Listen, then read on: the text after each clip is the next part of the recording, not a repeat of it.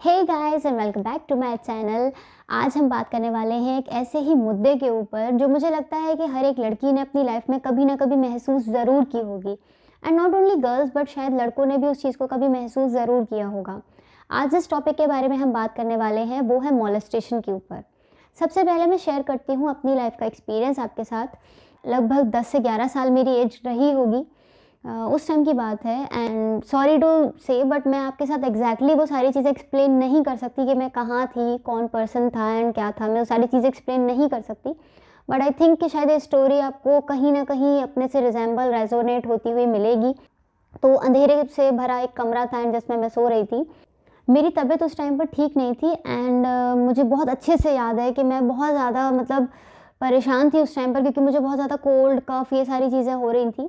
बहुत मुश्किल से मुझे नींद आई थी तो मैं सो रही थी एंड ऑलमोस्ट 3-4 बजे के समथिंग मुझे ऐसा फीलिंग आती है that somebody has touched my waste. किसी ने मेरे को ऐसे मेरे वेस्ट को टच करने की कोशिश की है। एंड वो एक फ्रैक्शन ऑफ सेकंड का जो वक्त होता है ना, कि आप ऐसा महसूस करते हो कि जब किसी ने आपको टच करने की कोशिश की है एंड आपकी आँख खुल जाती है। वैसे ही आप परेशान हो क्योंकि कोल्ड हो रहा है, कफ हो रहा है, बीमार महसूस कर रहे हो एंड जैसे तैसे आपको नींद भी आई तो वो एकदम से टूट जाती है। उसी पॉइंट पर मुझे ऐसा महसूस होता है कि मेरे साथ उस रूम में कोई और भी बैठा हुआ है and he was doing his work. वो अपना काम कर रहे हैं एंड मैं उस पर्सन को कुछ भी कहने के उसमें थी ही नहीं, उस माइंडसेट में थी ही नहीं, क्योंकि मैं समझ ही नहीं पाई थी कि मेरे साथ उस टाइम पर हुआ क्या है। किसी ने मुझे टच किया, मुझे वो चीज़ फील हुई, बट मैं उस चीज़ पे कोई भी एक्शन ले नहीं पाई। एंड मैं यही सोचती थी कि वो मेरा सपना था, मेरा भ्रम था, या जो भी कुछ था। जैसे होता है ना, कभी कभी हम दिमाग में बहुत सारी चीज़ें चल रही होती हैं एंड अचानक से आँख खुलती है तो लगता है यार रियलिटी थी या ये सब हमारा सपना था, हमारा ड्रीम था, पता नहीं चलता। मैं भी उसी चीज़ में थी कि यार मे बी शायद मैंने सपना देखा and I don't have that guts to किसी को कन्फ्रंट करना कि भाई ऐसा हुआ है कि नहीं हुआ, या तुरंत उस पर रिएक्ट नहीं कर सकती थी। मैंने उस चीज़ को लेट गो करने की कोशिश की, बट अंदर से मैं बहुत ज़्यादा परेशान हो गई थी, क्योंकि मुझे लगा कि अगर ये रियलिटी है, एक्चुअलिटी है, ये सब हुआ है, तो उस पर कैसे रिएक्ट करूँ, क्योंकि मेरे आसपास मेरे घर का, मेरे फैमिली मेम्बर कोई नहीं है उस रूम में।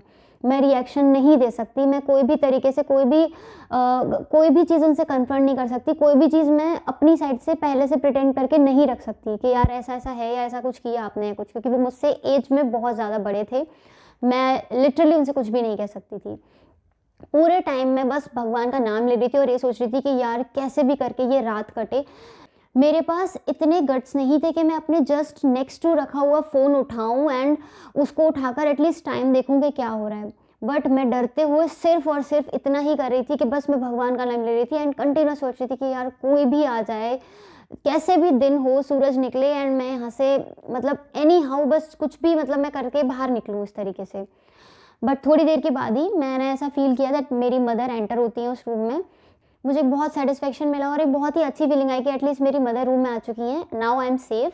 एंड मैं वहाँ से उठकर थोड़ी देर के बाद चली जाती हूँ, क्योंकि दिन हो चुका था and I really don't know कि यार मैंने वो घंटे थे, मिनट थे, सेकंड्स थे, मैंने कैसे वो भगवान का नाम लेते हुए काटे हैं, क्योंकि मैं कंटिन्यूअस बस यही सोच रही थी कैसे भी करके मुझे यहाँ से बाहर निकाला जाए, क्योंकि मैं डिटरमाइन ही नहीं कर पा रही थी कि वो रियलिटी थी या फिर मेरा ड्रीम था।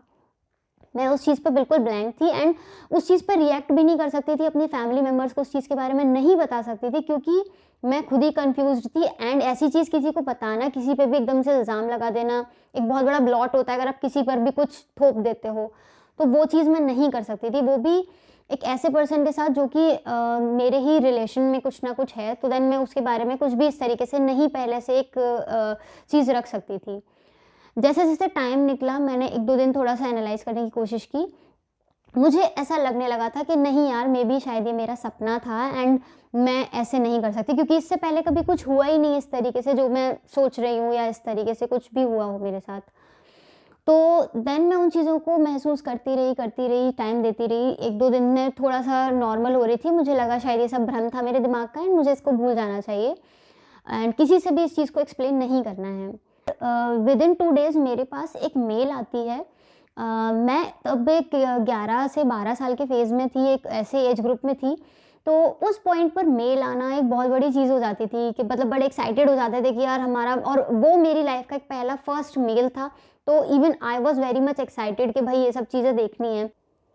उस मेल में ऐसा लिखा हुआ था कि like Shilpi, I am very much happy to see you here and आपकी मतलब प्रोफाइल देखकर मुझे बहुत ज़्यादा अच्छा लगा एंड आप बहुत ही अच्छी लड़की हो। आप मतलब मैं आपसे फ्रेंडशिप करना चाहती हूँ। पता है, मैं आपको अपनी लाइफ का एक एक्सपीरियंस शेयर करना चाहती हूँ। आप जानना चाहते हो ना मेरी लाइफ का एक सबसे बड़ा पार्ट क्या है, पता है?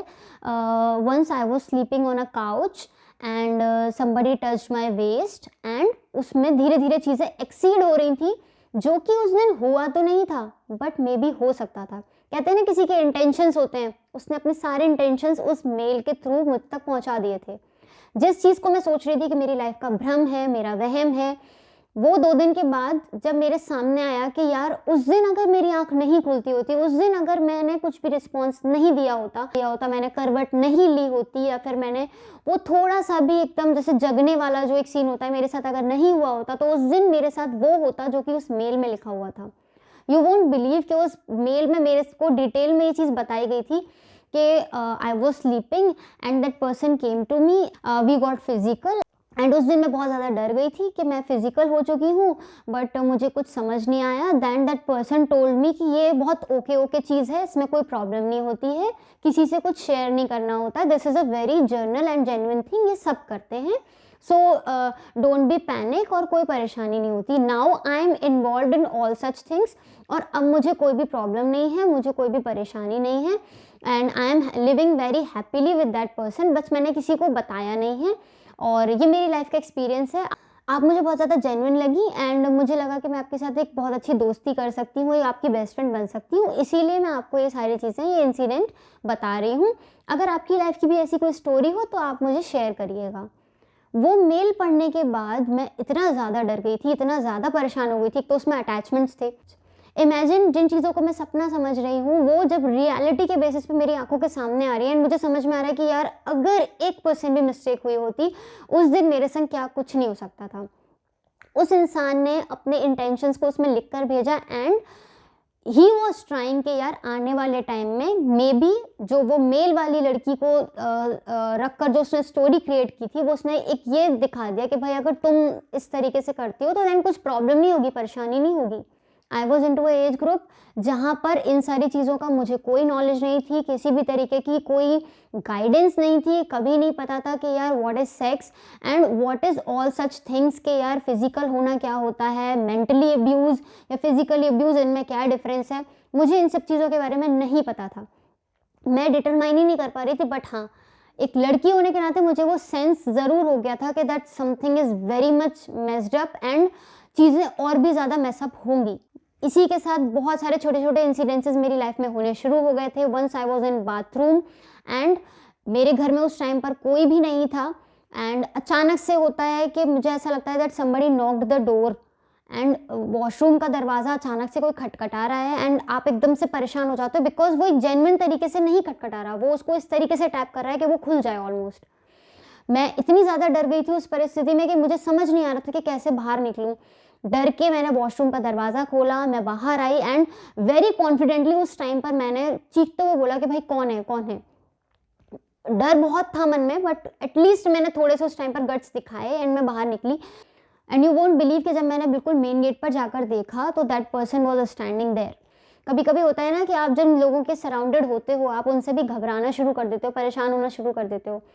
Not only your family members, your relatives too, your neighbors plus your including your friends, हम इनसे भी डरने लग जाते हैं कभी-कभी क्योंकि समझ ही नहीं आता कि यार मतलब मेरे लिए बहुत सफोकेटिंग हो रहा है ऐसी सिचुएशन में रहना, ऐसे लोगों के संग सर्वाइव करना कि जहाँ मैं अनसेफ महसूस कर रही हूँ। मुझे ऐसा लग रहा है कि भाई मेरे संग कुछ भी गड़बड़ हो सकती है एंड मेरे शरीर में तो इतनी जान भी नहीं है कि मैं उससे लड़ पाऊँगी उस टाइम पर या मैं कैसे भी रिएक्ट कर पाऊँगी।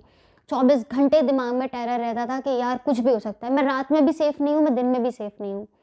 समहाउ वो चीज़ें मैनेज होनी शुरू हुई, मेरे को समझ में आया। सबसे पहली चीज़ जो मैंने उस टाइम पर की थी वो यही था कि वो मेल पढ़ने के बाद मैंने सबसे पहले वो सारा इंसिडेंट अपनी सिस्टर को जाके बताया, उसको हर एक चीज़ बताई, एक्सप्लेन करी कि मेरे संग ऐसा-ऐसा हुआ एंड आई थॉट कि वो ड्रीम है मेरा। बट इस मेल के बाद से मुझे क्लियर हो गया कि वो मेरा कोई सपना-वपना नहीं था। मेरी बहन ने भी बहुत ज़्यादा मेरे को सपोर्ट करते हुए, मेरे पर भरोसा दिखाते हुए क्योंकि एक ऐसे पॉइंट पर जब एक बच्चा आकर आपसे एक ऐसी बात बोलता है, वो मेरे से काफ़ी बड़ी है, समझदार भी है, बट जब ऐसी कोई सिचुएशन होती है कि कोई बच्चा आपको कुछ बताता है आकर, तो आप एकदम से उस पे भरोसा नहीं करते। बट उसने मुझसे पहली बार में ही उस चीज़ पे भरोसा किया, जबकि मुझे बिल्कुल एक्सपेक्टेशन नहीं थी कि वो भरोसा करेगी या फिर वो कैसे रिस्पॉन्स करेगी उस चीज़ को। बट उसने मुझ पे सबसे पहले यही उसने मुझ पे भरोसा किया, मेरी पूरी स्टोरी समझी एंड शी स्टार्टेड प्रोटेक्टिंग मी। उसने मेरे सराउंडेड थोड़ी वॉल्स क्रिएट करना शुरू किया। मैं जब भी कहीं जाती थी एंड ऐसी सिचुएशन होती थी जब उस पर्सन से मेरा मिलना-जुलना हो या फिर एक ऐसी गैदरिंग हो जहाँ पर हम एक जगह पर साथ हों, तो शी स्टार्टेड प्रोटेक्टिंग मी, मेरे को हर तरह से कवर करने की कोशिश करना। एंड नॉट ओनली दिस, उसने मुझे मेंटली भी उस चीज़ के लिए बहुत ज़्यादा पुश किया कि ये दोबारा होगा तुम्हारे साथ, तैयार रहो, दोबारा होगा। बट जब तक तुम उसके लिए कॉन्फिडेंटली आवाज़ नहीं उठाओगी, आगे नहीं बढ़ोगी, मैं तुम्हें बचाने के लिए नहीं आ सकती। तुम्हें ही कुछ ना कुछ करना है। मेरी लाइफ का एक ऐसा फेज़ था उस टाइम पर कि किसी चीज़ की नॉलेज नहीं है। इतना बस था कि हाँ, एक बहन का सपोर्ट है, मैं नहीं जानती घर वाले सपोर्ट करेंगे कि नहीं, मेरे पेरेंट्स कैसे रिएक्ट करेंगे, बट मुझे इतना पूरा फुल ऑन कॉन्फिडेंस था कि बहन साथ है, तो कोई करे ना करे एटलीस्ट ये मेरे को समझती है और वो मेरे को सपोर्ट करेगी। मैं उसी चीज़ के साथ आगे बढ़ने लगी। रोज़ डरती थी, नींद नहीं आती थी क्योंकि दिमाग में एक ही चीज़ लगती थी कि यार ऐसा भी हो सकता है क्या लाइफ में? मैंने तो कभी एक्सपीरियंस ही नहीं करी ऐसी चीज़ें। एक सर्टेन टाइम के बाद जब इन सब चीज़ों से बाहर निकली, जब थोड़ा-सा वक़्त लगा मुझे, कॉन्फिडेंस आया कि भई अब मेरा शरीर का साइज़ कैसा भी हो, तुम्हारे शरीर का साइज़ कैसा भी हो, बट मैं तुम्हें नोच खाऊँगी अगर तुमने मेरे पर कुछ भी करने की कोशिश की तो। जब एक ऐसे कॉन्फिडेंस के साथ मैं आगे बढ़ी ना, मुझे डर लगना बंद हो गया। और आज का एक ऐसा वक़्त भी है कि अगर मैं उस इंसान के साथ एक अकेले कमरे में, एक अंधेरे कमरे में अकेले बंद भी हूँ ना, I will be safe because I know how to handle, how to tackle things. मुझे पता है कि मुझे क्या करना है उस टाइम पर, मेरे को कैसे खुद को प्रोटेक्ट करना है। मैं कुछ भी करूँगी, बस मैं किसी के चंगुल में नहीं फँस सकती एंड मैं क्या कैसे रिस्पॉन्ड करूँगी मैं नहीं जानती। मैं जानती हूँ आपके साइज़ जो होता है आपके शरीर का, वो मैटर करता है और हर चीज़ में करता है। कि आप कहीं खड़े हो, कहीं बात कर रहे हो, किसी से कुछ भी कर रहे हो, अगर किसी ने भी आपको किसी भी तरीके से पकड़ लिया, जकड़ लिया, तो आप उसमें कुछ नहीं कर सकते। बट जब आपके अंदर से गट फीलिंग आ जाती है ना कि भाई कोई छू नहीं सकता, तो बस आप कर सकते हो उसको, हमेशा ध्यान में रखना। सो अपनी कॉन्फिडेंस को कभी मत डामाडोल होने देना। एंड जब मैं इन सब चीज़ों से बाहर निकली, मैंने थोड़ा ग्रो करना शुरू करा, बाहर निकली, मैं थोड़ा खुल के जीने लगी, तो मेरे सामने इतने सारे इंसिडेंसेस आए कि मुझे अपनी प्रॉब्लम उससे भी ज़्यादा छोटी लगने लगी कि यार मेरे साथ तो कुछ भी नहीं हुआ। मेरी खुद की फ्रेंड्स ने मुझे ऐसे-ऐसे इंसिडेंसेस बताए हैं कि जिन्हें सुन के मुझे बहुत हैरानी होती है। मैं नाम रिवील नहीं कर सकती but one of my friend told me that she got raped when she was 6 year old. मतलब क्या यार, मैं तो सोच के ही हैरान हूँ कि एक 6 साल की लड़की के साथ रेप हुआ है and she was my friend, she was telling me all the stories. मैं इतने ज़्यादा शॉक में थी उस टाइम पर कि यार मतलब क्या-क्या हुआ है उसके साथ and still she is facing physical issues with her life. इतनी प्रॉब्लम फेस कर रही है वो अभी भी उस चीज़ों को लेके। नॉट ओनली दिस, मेरी एक फ्रेंड और भी ऐसी है जिसकी एज ऑलमोस्ट 19 ईयर्स की थी and she got like physically उसको थोड़ा मोलेस्ट वगैरह किया गया था, तो जिसकी वजह से वो घर से भाग गई थी एंड ऑलमोस्ट वो 7-8 दिन के बाद अपने घर वापस आई थी। उसके पेरेंट्स उसको वापस लेकर आए थे। She don't have anything to say. मुझे समझ ही नहीं आया कि मैं उस टाइम पर क्या करूँ। मुझे बस यही लगा कि मेरे घर वाले मुझ पर भरोसा नहीं करेंगे, मेरी बात को नहीं समझेंगे और मैंने घर से भागना ज़्यादा बेटर समझा। दोस्तों बहुत सारे ऐसे इंसिडेंसेस होते हैं। मैं एक लड़की हूँ, मैं ये सारी चीज़ें फ़ील कर सकती हूँ बट ये चीज़ें लड़कों के साथ भी होती हैं। बट जब आप किसी इंसान के सामने ऐसा महसूस करने लगते हो कि आप कमज़ोर हो, तो वो आपको और भी ज़्यादा कमज़ोर महसूस करने पर मजबूर कर देता है। वो आपके ऊपर हावी होना शुरू हो जाता है। इट डिपेंड्स अपॉन यू कि आप कैसे रिएक्शन दोगे उन चीज़ों का।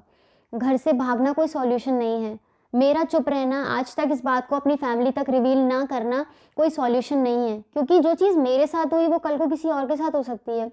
मेरी जो फ्रेंड जब 6 साल की थी उसके संग रेप हुआ था, तो लाइक वो आने वाले टाइम में किसी भी एज ग्रुप वाली लड़की के साथ हो सकता है, किसी लड़के के साथ हो सकता है। बट इन चीज़ों पर काम करना बहुत ज़्यादा ज़रूरी है। इसी के साथ अब मैं आपको बताती हूँ कुछ ऐसे ही रीज़न्स, कुछ ऐसी टिप्स, कुछ ऐसे ही फॉर्मूलाज़ जिनको आप यूज़ कर सकते हैं when you get to know that somebody got molested और इट्स यू। जब ये आपके साथ भी हो रहा है तो आप उन सिचुएशन में भी क्या कर सकते हो। एंड सबसे पहले हम जानते हैं कुछ ऐसे ही रीज़न्स। मैं आपको बताती हूँ, मोस्टली जो 80 टू 90% के इंसिडेंसेस होते हैं वो हमारे फैमिली मेम्बर्स, रिलेटिव्स, जानने पहचानने वाले होते हैं, हमारे फ्रेंड्स होते हैं, कोई ना कोई ऐसा बंदा होता है जिसको हम बहुत अच्छे से जानते होते हैं, जिस पे हमें भरोसा होता है। ऐसे ही लोग अपनी मंशा को लेकर आगे चलते हैं और वो सोचते हैं कि भाई ये तो हमारे संग बड़ा कंफर्टेबल हो जाएगी, थोड़ा-सा इसको मैनिपुलेट करेंगे, डराएँगे, धमकाएँगे, देन चीज़ों पे हम काम कर लेंगे। एंड इसी के साथ क्या होता है, पेरेंट्स अगर भरोसा नहीं करते हैं ना, तो उस चीज़ का बहुत ज़्यादा फ़र्क पड़ता है। मेरी सिस्टर ने उस पॉइंट पे मेरे पे भरोसा किया था। सपोज़ वो मेरी उस चीज़ पर भरोसा नहीं करती, तो मेरे संग जो उस मेल पे लिखा था, वो जितनी चीज़ें हुई थी, उससे भी डबल ट्रिपल हो रही होती। क्योंकि मुझे पता होता कि यार बहन भरोसा नहीं कर रही, तो पेरेंट्स क्या खाक भरोसा करेंगे मेरे ऊपर? वही चीज़ें मेरे संग होती, मैं डरती रहती और मैं चुप रहती और मेरे संग गलत होता रहता। तो पेरेंट्स का भरोसा होना बहुत ज़्यादा ज़रूरी है। अगर आपका बच्चा आपसे आकर बोल रहा है ना दैट उसके संग कुछ गलत हुआ है, कुछ मिसहैप हुआ है, तो उसको चुप रहने पर मजबूर मत कीजिए। उसको बोलने दीजिए, उसकी बात को सुनिए, समझिए एंड आपके बच्चे से बढ़कर तो कुछ नहीं होगा ना, किसी कोई और रिलेशन नहीं हो सकता, मुझे ऐसा लगता है। कितने भी प्रेशर में हो, किसी के भी प्रेशर में हो, बट उसको आप निकालिए सबसे बाहर। वो चीज़ें बार-बार रिपीट नहीं होनी चाहिए उसकी लाइफ में। क्योंकि फिज़िकली अब्यूज़ तो उसके साथ पहले ही हो चुका है। बट अगर आप उसके संग ऐसा करेंगे तो वो मेंटल अब्यूज़ में भी आएगा। क्योंकि आपने उस पे भरोसा नहीं किया एंड वो उसी गिल्ट के साथ पूरा अपना जीवन बिताता चला जाएगा कि मैं ही गलत था या मैंने ही कुछ ऐसा किया और इसीलिए ये सब मेरे साथ हुआ। उसकी स्ट्रेंथ बनिए, उसकी वीकनेस बिल्कुल मत बनिए। इसी के साथ एक ऐसा रीज़न भी है जहाँ आपकी सेल्फ स्टीम हुई, जहाँ आपका कॉन्फिडेंस हुआ, जब वो लूज़ होना शुरू हो जाता है ना, लोगों की चीज़ें बढ़नी शुरू हो जाती हैं। लोगों को ऐसा लगता है कि यार मैं इसके ऊपर अपनी कोई भी चीज़ डाल दूँ, ये कुछ रिएक्ट ही नहीं कर पाएगी, ये कुछ रिएक्ट ही नहीं कर पाएगा, तो भाई बस मतलब इसको दबाने की कोशिश करो। एंड ऐसे में ना वो लोग आपसे चिपकने की कोशिश करते हैं, आपके पास आने की कोशिश करते हैं, आपके ऊपर ना हावी होने की कोशिश करते हैं, चांस लेते रहेंगे, ट्राई मारते रहेंगे एंड धीरे-धीरे ना उनके वो इंटेंशंस दिखने लगते हैं। अगर आप किसी के टच को महसूस कर सकते हैं ना, तो आपको वो बहुत अच्छे से डिफ़रेंस पता चल जाएगा। अगर आप किसी के टच को महसूस कर सकते हैं, समझ सकते हैं, तो आपको फीलिंग उसके पहले एक उँगली के एक पॉइंट को टच करने से भी समझ में आ जाएगी कि उसकी मंशा क्या है आपको लेकर। और बहुत बार ऐसा भी होता है कि कभी-कभी ना लोगों की मीठी-मीठी बातों में हमें समझ ही नहीं आता कि यार ये एक्चुअल में चाहते क्या हैं। बट जैसे ही उन्हें मौका मिलता है, चांस मिलता है, वो फटाफट से उस चीज़ को पकड़ लेते हैं एंड देन वो आपके संग कुछ ना कुछ करने की कोशिश ज़रूर करते हैं। किसी न किसी ऐसे इंसान को अपने कॉन्फिडेंस में ज़रूर लीजिएगा जो कि आपकी बात को समझे, आप पे भरोसा करता हो और आप जिस पे भरोसा करते हो। सबसे पहली चीज़ यही है कि आपको ना इन सारी चीज़ों की नॉलेज होनी बहुत ज़रूरी है कि लाइक सेक्स असॉल्ट क्या होता है, असॉल्ट क्या होता है एक्चुअल में, मेंटली अब्यूज़ क्या है, फिज़िकली अब्यूज़ क्या है, ये सारी जितनी भी चीज़ें हैं, हैरेसमेंट एक्चुअली है क्या, आपको इसकी डिटेल में नॉलेज होनी बहुत ज़रूरी है। क्योंकि जिस पॉइंट पे मैं थी, मुझे इन सब चीज़ों के बारे में कुछ भी नहीं पता था। ये सारे वर्ड्स, टर्म्स मेरे लिए बिल्कुल नए थे। मैंने इससे पहले कभी सुना नहीं था, कभी जाना नहीं था कि ये सारी चीज़ें होती क्या हैं। तो मेरे लिए उसको जज करना, उसको समझना बहुत ज़्यादा मुश्किल था। तो आपको एक ट्रस्टवर्दी पर्सन अपने पास चाहिए ही चाहिए होता है, जिससे कि आप अपनी सारी मन की बातें उसको बता सकें, उसके किसी न किसी पॉइंट को समझ के आप कोई नेक्स्ट एक्शन ले सकें। क्योंकि भरोसा एक ऐसी चीज़ है जिसके बेसिस पे आप आगे बढ़ सकते हो एंड अगर कोई भी बंदा आप पे भरोसा नहीं करता है ना, तो अपने आप ही जो हमारे कदम होते हैं ना, वो पीछे की तरफ हटने लगते हैं। इसीलिए एक ट्रस्टवर्दी पर्सन का आपके इर्द-गिर्द होना बहुत ज़्यादा ज़रूरी है। आपके पेरेंट्स का सपोर्ट होना बहुत ज़्यादा ज़रूरी है। आप अपने पेरेंट्स को इन्वॉल्व करने के साथ उनको ये भी बता सकते हैं कि मेरे संग ये चीज़ हुई है एंड नेक्स्ट मैं क्या कर सकती हूँ जिससे कि मेरा आगे के लिए मेरे को सिक्योरिटी बेसिस पे कुछ ना कुछ हेल्प मिल सके। तो उसके लिए आप पुलिस का कंसर्न ले सकते हैं। अपनी फैमिली को इन्वॉल्व करेंगे तो आपको अपने आप ही एकदम स्ट्रेंथ मिलेगी। आपके साथ अपने कॉन्फिडेंस को इतना बूस्ट अप रखो कि यार डिपेंड ही नहीं करता कि तुम्हारी फिजिकल अपीयरेंस कैसी है, तुम्हारे अंदर स्टैमिना कैसा है, तुम किसी से लड़ पाओगे नहीं लड़ पाओगे, तुम्हारे अंदर पावर है कि नहीं है, बट कॉन्फिडेंस इतना ज़्यादा कि यार कोई मेरे से कुछ नहीं कर सकता। अगर वो फीलिंग तुम्हारे मन में है ना, तो डेफिनेटली जो सामने वाला इंसान है ना, वो पहले ही डर जाएगा। उसको समझ में आ जाएगा कि यार अगर इसके संग मैंने इसको टच भी कर दिया ना बाय मिस्टेक, ये तूफान उठा देगी। तो उस चीज़ को अपने अंदर इनबिल्ट रखो कि भाई कॉन्फिडेंस तो कभी लूज़ नहीं करना कि मेरे संग कुछ गलत नहीं कर सकते तुम। बट अगर इन सब चीज़ों से भी आपकी चीज़ें सॉर्ट आउट नहीं होती, तो मैं आपको यही सजेस्ट करूँगी कि आप एक अच्छी काउंसलिंग लें। जो आपका कॉन्फिडेंस है ना, वो बढ़ना शुरू हो जाएगा और आपको महसूस होने लगेगा कि मैं अकेली नहीं हूँ। मेरे साथ बहुत सारे लोग हैं, they are present with me और नॉट, बट हाँ, मुझे पता है कि यार मैं गलत नहीं हूँ, तो मैं कैसे भी लड़ भिड़ लूँगी और मैं अपने हक के लिए, अपने न्याय के लिए मैं उसको कैसे भी अचीव कर लूँगी। तो इन सब चीज़ों पर ज़रूर काम कीजिएगा। और मैं आपको बता देती हूँ कि ये सिर्फ लड़कियों के साथ नहीं होता है, दिस इज़ द फैक्ट, लड़कों के साथ भी होता है। उनको भी ये सारी चीज़ें प्रॉब्लम फेस करनी पड़ जाती हैं लाइफ में कहीं ना कहीं ऐसे पॉइंट पर कि उनको समझ नहीं आता कि क्या करना चाहिए। इसी के साथ मैं आज के वीडियो में आपके लिए क्वेश्चन ड्रॉप करके जाना चाहती हूँ कि लड़कियों की इज्जत ही क्यों जाती है? जब भी कभी रेप होता है या जब भी कुछ ऐसी सिचुएशंस आती हैं जहाँ पर किसी भी लड़की के संग फिजिकली अब्यूज़ हुआ होता है या जो भी चीज़ें होती हैं, तो उन चीज़ों में यही क्यों बोलते हैं कि यार उसकी इज्जत चली गई। यार बिकॉज ऑफ कि लड़की प्रेग्नेंट हो सकती है, बिकॉज ऑफ कि वही बच्चे को जन्म दे सकती है, आपने उसकी इज्जत को टैग दे रखा है। इज्जत ऐसे नहीं जाती। मुझे ये समझ नहीं आता कि इज्जत उस पर्सन की जानी चाहिए ना जिसने रेप किया, कि भाई तुम्हारा कैरेक्टर क्या था जो तुमने किया। जस्ट डोंट से कि भाई लड़की की इज्जत चली गई, एंड उसकी इज्जत वहीं की वहीं है क्योंकि उसने कुछ गलत नहीं किया, उसके संग गलत हुआ है, एंड जिसने गलत किया है इज्जत उसकी जानी चाहिए, ना कि उस लड़की की जिसके ऊपर ये सारी चीज़ें हुई हैं। And to all the girls who are like watching this video, मैं यही कहूँगी कि यार अगर आप प्रेग्नेंट हो सकते हो, अगर आप माँ बन सकते हो, तो इस चीज़ को अपनी पावर बनाओ, अपनी वीकनेस कभी मत बनने देना। तुम्हारे संग कुछ भी गलत होता है लाइफ में तो जस्ट डोंट से कि भाई मेरे संग ऐसा हुआ तो मैं बिल्कुल, मेरे संग कुछ भी हो सकता है, मैं तो कुछ नहीं कर सकती क्योंकि मेरी इज्जत पर बात आ गई है, मेरा ये सब हो गया, मेरा वो सब हो गया। तुम्हारी इज्जत तुमसे कोई नहीं छीन सकता। तुम अगर सही हो तो बस सब सही है, किसी के बारे में मत सोचो, अपने लिए स्टैंड लो। बट अगर तुम चुप रहोगी, तुम किसी भी चीज़ के लिए आवाज़ नहीं उठाओगी, तो डेफिनेटली तुम बहुत वीक हो। तुम डोंट से दिस कि यार मेरी किस्मत में ये लिखा था तो इसलिए मेरे साथ हुआ है। ये तुम्हारी किस्मत का पार्ट नहीं था, ये किसी और की बदतमीजी, किसी और की गंदगी थी जिसने तुम्हारे ऊपर डालने की कोशिश की है। बट उसको अपने ऊपर हावी मत होने देना। तुम्हारी इज्जत कभी नहीं जाएगी जब तक तुम उसे नहीं जाने दोगी। हमेशा ध्यान रखना, जिसने गलत किया है उसे सज़ा डेफिनेटली मिलेगी, बस कभी चुप मत रहना। एंड मैं ये किसी जेंडर इन्फ्लुएंस में कभी बात नहीं करती हूँ, तो मैं ये भी बोलूँगी लड़कों के साथ भी चीज़ें होती हैं, उनके संग भी रेप होते हैं, उनके संग भी प्रॉब्लम्स होती हैं। But most of the time मैंने जितना सुना है उसके बेसिस पे मैंने एक ही चीज़ सुनी है, लड़कियों की इज्जत चली जाती है, लड़कियों की इज्जत चली जाती है, दे गॉट रेप्ड, एंड ये होता है। तो यार उस चीज़ को, उस माइंडसेट को चेंज करो। इज्जत उस इंसान की जानी चाहिए जिसने गलत किया होता है, चाहे वो लड़का हो चाहे वो लड़की हो। उसकी इज्जत कभी नहीं जाती जिसके संग गलत हुआ होता है। जो लोगों ने पुराने टर्म्स बना के रख दिए हैं ना कि ये वर्ड होता है इसका मतलब यही होता है, वो डेफिनेशंस चेंज करने का वक्त आ गया है अब। अगर हम बैठकर उन्हीं सारी परिभाषाओं पे काम करते रहेंगे ना कि उन्होंने ये परिभाषा बनाई थी तो इसका मतलब यही होता है, तो हम बैठे के बैठे रह जाएंगे। हम आने वाली जनरेशन को कुछ और नहीं दे पाएंगे, बस वही घिसी पिटी चीज़ें लेकर आगे चलते रहेंगे कि इज्जत गई किसकी गई, जिसका रेप हुआ उसकी नहीं गई जिसने रेप किया। उन चीज़ों को चेंज करो, बदलो। तुम बदलोगे, समाज बदलेगा, सब चीज़ें बदलेंगी। मे बी मैं बहुत सारी चीज़ें आप लोगों से बोलती होंगी और वो गलत होती होंगी, बट मुझे कहीं ना कहीं उन चीज़ों को लेकर कॉन्फिडेंस रहता है क्योंकि मैंने वो चीज़ें पर्सनली एक्सपीरियंस की हैं, मैंने उनको महसूस किया है। एंड जो चीज़ें मैंने महसूस की हैं उसके बेसिस पे मैं कोई जजमेंट निकाल सकती हूँ, किसी भी तरीके की एक फीलिंग अपने मन में हमेशा पैदा करके रख सकती हूँ। तो आज के वीडियो में मैं यही क्वेश्चन ड्रॉप करके जाना चाहती हूँ कि जिस भी इंसान का रेप होता है इज्जत उसी की क्यों जाती है, जिसने किया होता है उसकी इज्जत क्यों नहीं जाती। इसको सोचिएगा, विचारिएगा, मुझे कमेंट करके डेफिनेटली बताइएगा। इसी के साथ आप मेरे से फेसबुक पे भी कनेक्ट कर सकते हैं। आप अपनी कोई भी क्वेरी, कोई भी आंसर मुझे फेसबुक के थ्रू भी बता सकते हैं, बोल सकते हैं, शेयर कर सकते हैं, क्योंकि बहुत सारी ऐसी चीज़ें हैं लाइफ में जो कि मैंने अभी तक नहीं देखी हैं, बट आपने उसको अगर पर्सनली एक्सपीरियंस किया है एंड आपके एक्सपीरियंस से किसी और को सीखने को मिलता है, मुझे सीखने के लिए मिलता है, तो मेरे लिए एक बहुत बड़ी ब्लेसिंग होगी। सो इस वीडियो को उन लोगों के साथ डेफिनेटली शेयर करिएगा जिनको आपको लगता है कि इसकी सबसे ज़्यादा ज़रूरत है। अपना ध्यान रखिएगा, खुश रहिएगा, मुस्कुराते रहिएगा, अपने साथ साथ दूसरे लोगों का भी ध्यान रखिएगा।